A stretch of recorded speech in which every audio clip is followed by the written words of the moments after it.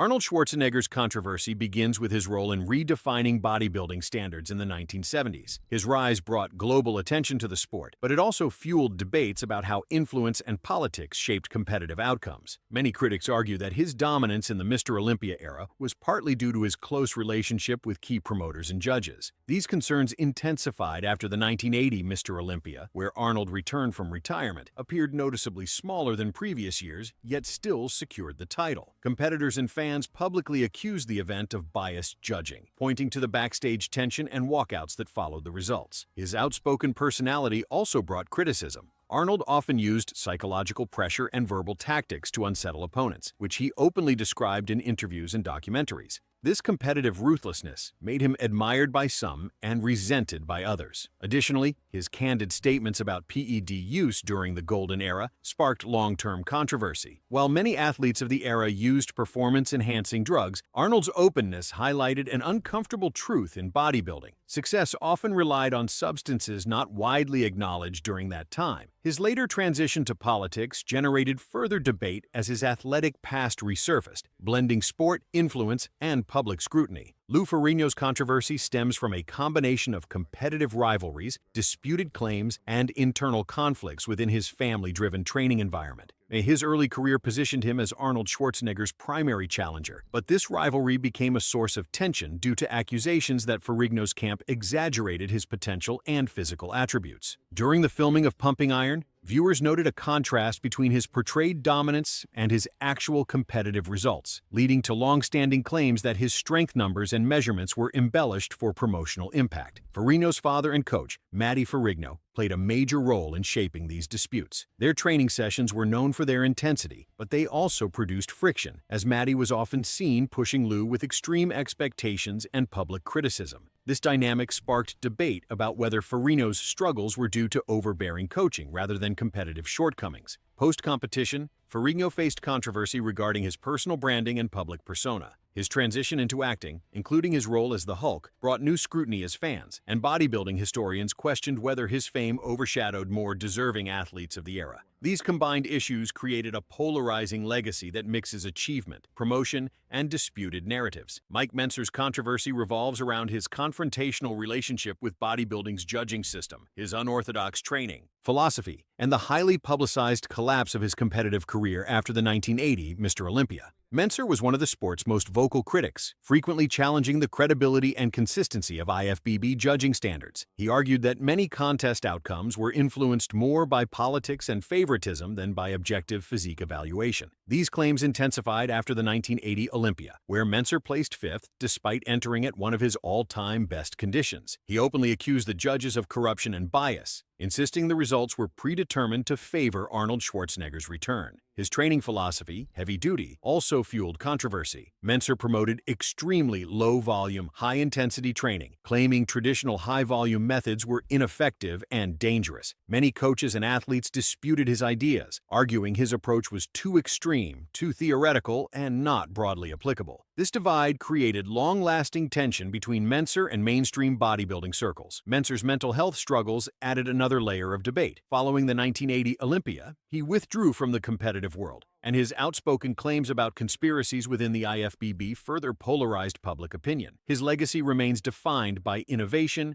conflict, and unresolved disputes with the sport's leadership. Tom Platz's controversy centers on his unconventional presentation style, extreme training methods, and long-standing disputes with traditional bodybuilding judging criteria. Known for having some of the most developed legs in history, Platz pushed hypertrophy training far beyond conventional limits. His high-volume, high-intensity leg workouts were often seen as excessive and unsafe, creating debates about whether such training promoted long-term performance or long-term damage. Many athletes and coaches argued that Platz's methods were impossible for most bodybuilders to replicate without risking severe injury, making his approach both iconic and controversial. Platz's posing routines also challenged the norms of competitive bodybuilding. Instead of adhering to symmetrical, classical poses, he incorporated dramatic transitions, expressive movements, and extended holds that emphasized his leg development. Judges often criticized these routines as being too theatrical and unbalanced, arguing they disrupted the standard scoring system. This tension led to repeated disputes over his contest placements,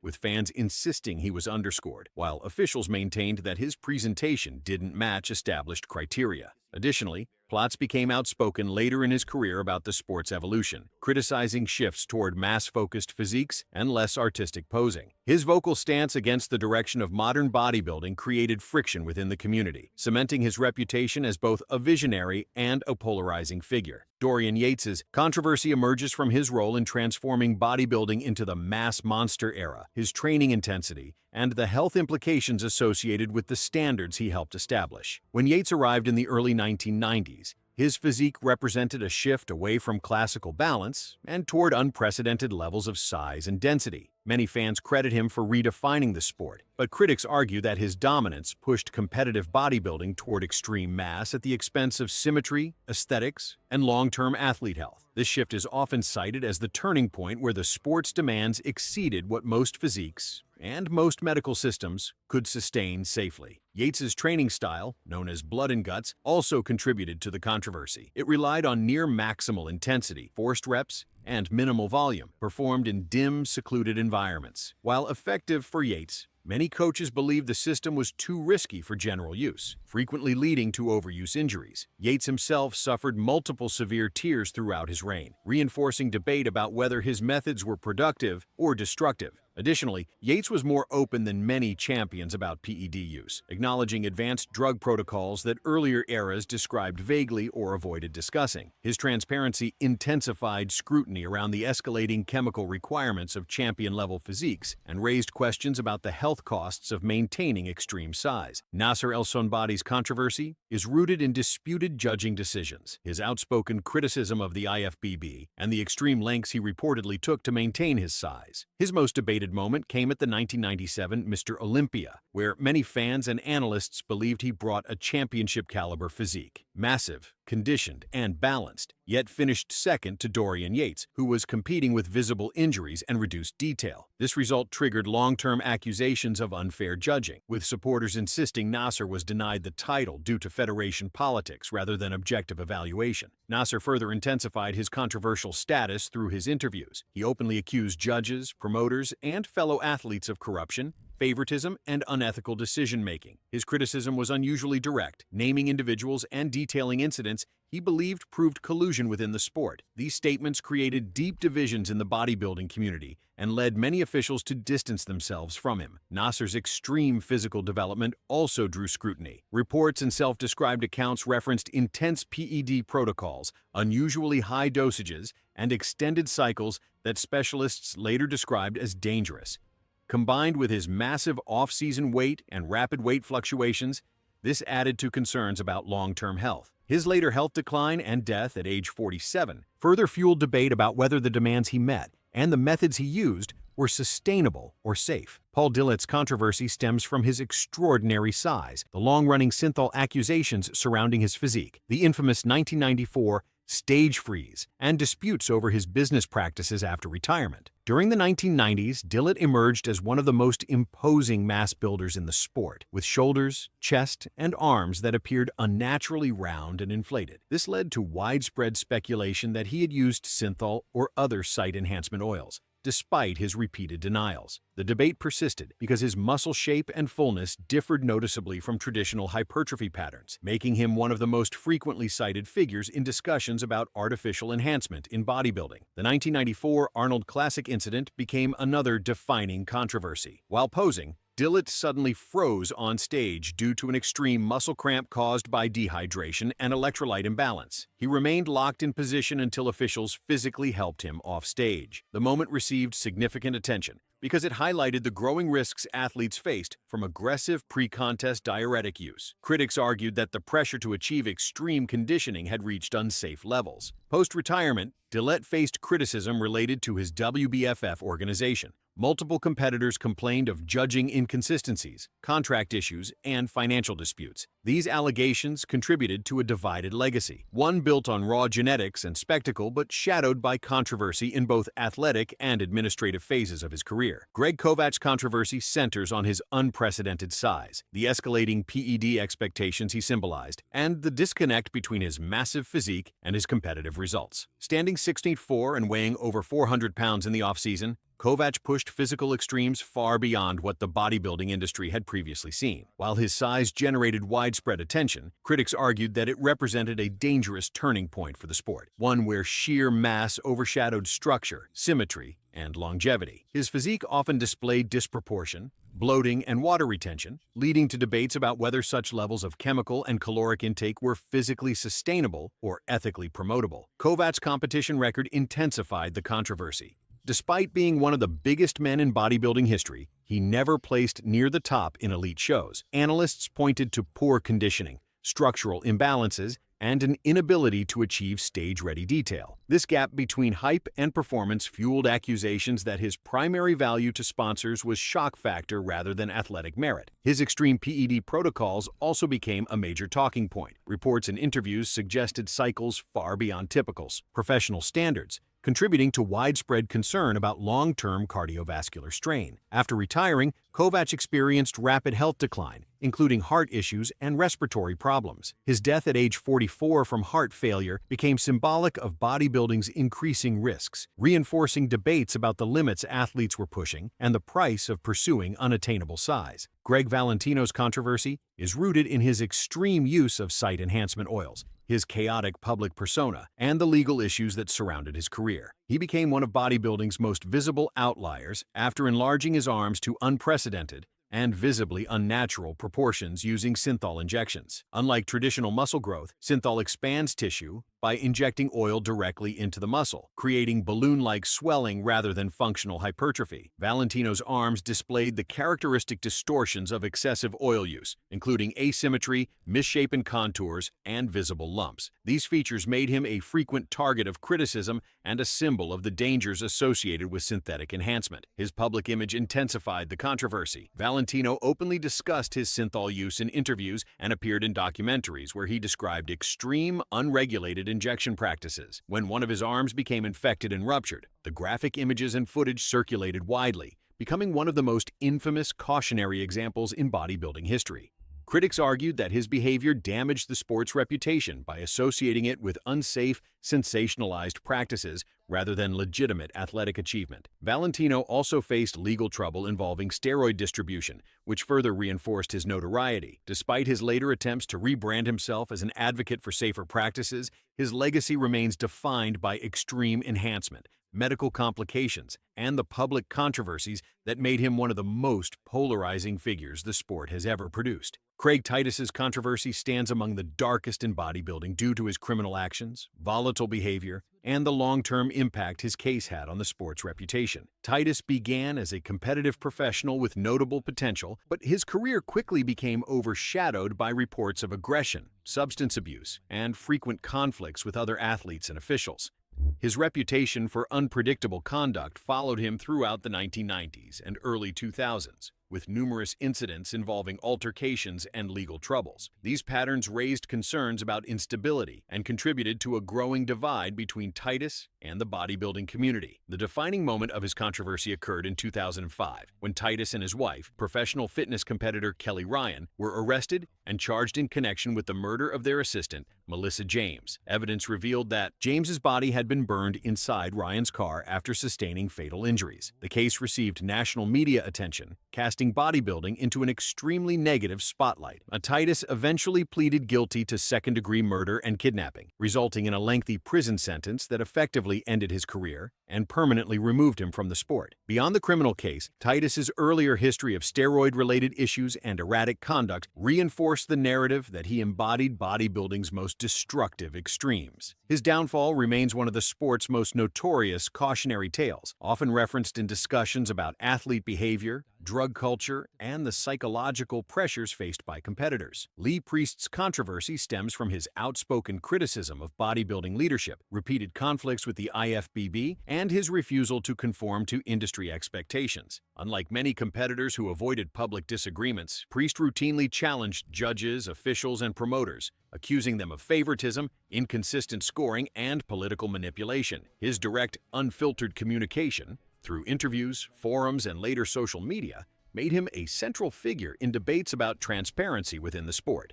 These disputes led to multiple suspensions and bans, making him one of the few top-tier athletes repeatedly penalized for speaking against the federation. Priest's physique further fueled controversy.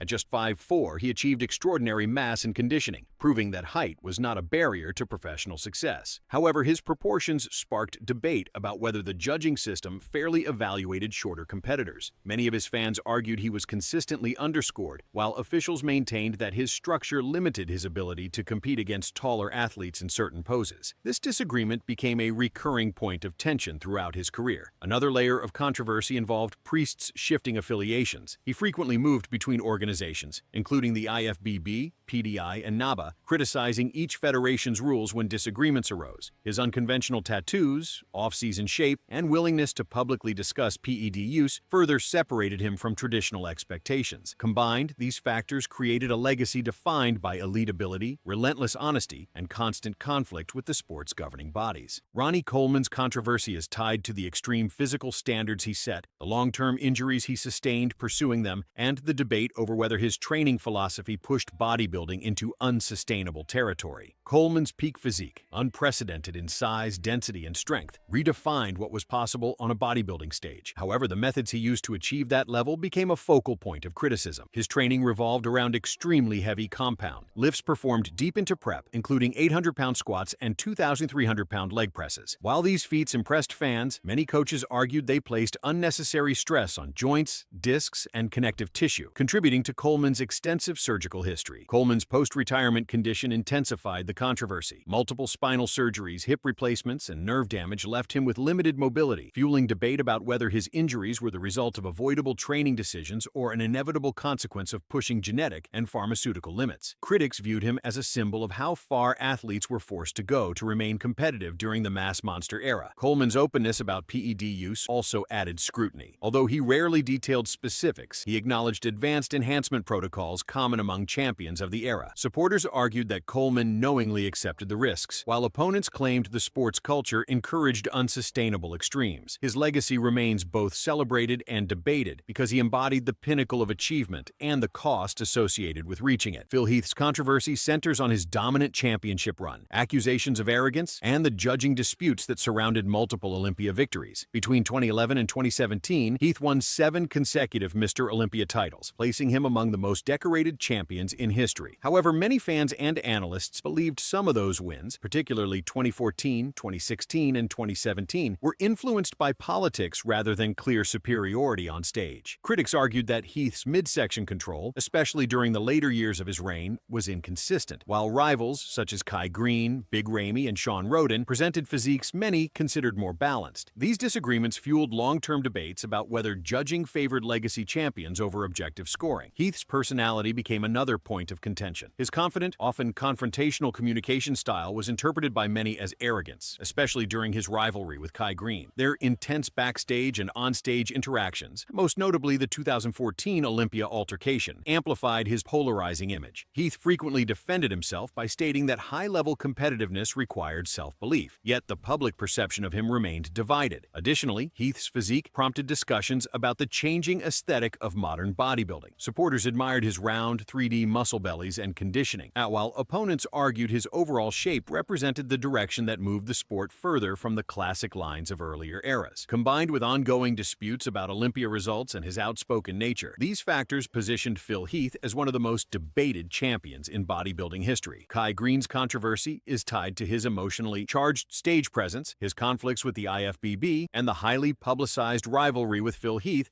that often overshadowed his competitive achievements. Greene's posing routines, while artistically innovative, frequently pushed beyond traditional guidelines. He incorporated choreography, dramatic movement, and extended transitions that judges sometimes viewed as distracting or non-compliant with standard scoring criteria. This created tension between Greene's creative expression and the rigid structure of professional bodybuilding judging. His relationship with the IFBB became further strained due to disputes over contracts, promotion obligations, and competition eligibility. The most notable incident occurred in 2015, when Greene was unexpectedly absent from the Olympia stage. The situation led to widespread speculation that he was was banned, though Green cited unresolved contract issues and disagreements with organizers. The lack of clarity surrounding the incident fueled ongoing assumptions that he had been treated unfairly or punished for being outspoken. Green's rivalry with Phil Heath added another layer of controversy. Their 2014 physical confrontation on stage, where the two athletes collided during a tense pose-down, became one of the most replayed moments in bodybuilding history. Green's emotional intensity and confrontational exchanges made him a fan favorite, yet they also reinforced perceptions of volatility. Additionally, Green's refusal to compete in later years, despite maintaining top-level conditioning, created long-lasting debate about whether unresolved federation conflicts prematurely ended his chances at an Olympia title. Big Ramey's controversy revolves around his rapid rise during the mass era, the inconsistency of his contest conditioning, and the dramatic decline that followed his 2020-2021 Olympia victories. From the beginning of his career, Ramey's physique represented the extreme edge of modern bodybuilding. Extraordinary size, wide structure, and dense mass that often exceeded 300 pounds on stage. While this earned him admiration, critics argued that his development pushed the sport deeper into the bigger-at-any-cost direction, prioritizing mass over balance, detail, and long-term sustainability. His size became a symbol of the shift away from classical physiques and toward chemically demanding extremes. Ramey's conditioning patterns added to the controversy. Despite his enormous potential, he frequently arrived on stage either too soft, too flat, or lacking detail. His physique varied dramatically from show to show, creating ongoing debate about his prep strategies and whether the judging system rewarded mass even when his conditioning was inconsistent. When he unexpectedly won the 2020 Mr. Olympia, after multiple years of missed peaks, many fans questioned whether politics or narrative momentum influenced the result. His sudden decline after 2021 intensified scrutiny. In 2022 and 2023, Ramey's physique showed noticeable loss of detail, reduced fullness, and potential nerve-related issues affecting specific muscle groups. The rapid drop raised questions about long-term drug protocols, nerve damage, and burnout within high-level bodybuilding. Critics argued that his trajectory reflected how unstable modern mass-focused physiques can be, while supporters pointed to injuries and prep miscalculations. These combined factors made Big Ramey one of the most debated champions of the modern era. Zyzz's controversy comes from the intersection of internet culture, aesthetic bodybuilding, performance-enhancing substance speculation, and the circumstances surrounding his early death. Rising to prominence through YouTube and bodybuilding forums in the late 2000s, Zyzz became the face of the aesthetic movement, promoting a lean, shredded look that contrasted sharply with traditional mass-focused bodybuilding. His image resonated strongly with young lifters, but critics argued that his rapid physical transformation and extreme conditioning were heavily influenced by PEDs, even though Zyzz publicly avoided confirming or denying specific substances. This ambiguity created ongoing debate about whether his message promoted unrealistic standards under the guise of natural inspiration. Zyzz's lifestyle also sparked controversy. His online persona embraced partying, recreational drug use, and an unapologetically flamboyant attitude, which some viewed as empowering and others as irresponsible. The contrast between his fitness motivation, messaging, and his nightlife-driven social media presence led many to question what he truly represented. His influence grew exponentially, but so did concerns about impressionable followers imitating his habits without understanding the underlying risks. The controversy intensified after his death in 2011 at age 22 from a heart condition. While the medical cause was linked to a congenital defect, speculation about PED use, stimulants, and extreme dieting added layers of debate. Supporters saw him as a cultural icon who transformed online fitness, while critics argued his legacy, glamorized shortcuts, and unsafe behaviors. Today, Zyzz remains one of the most polarizing figures in modern fitness, celebrated for his impact, yet scrutinized for the lifestyle that helped shape it.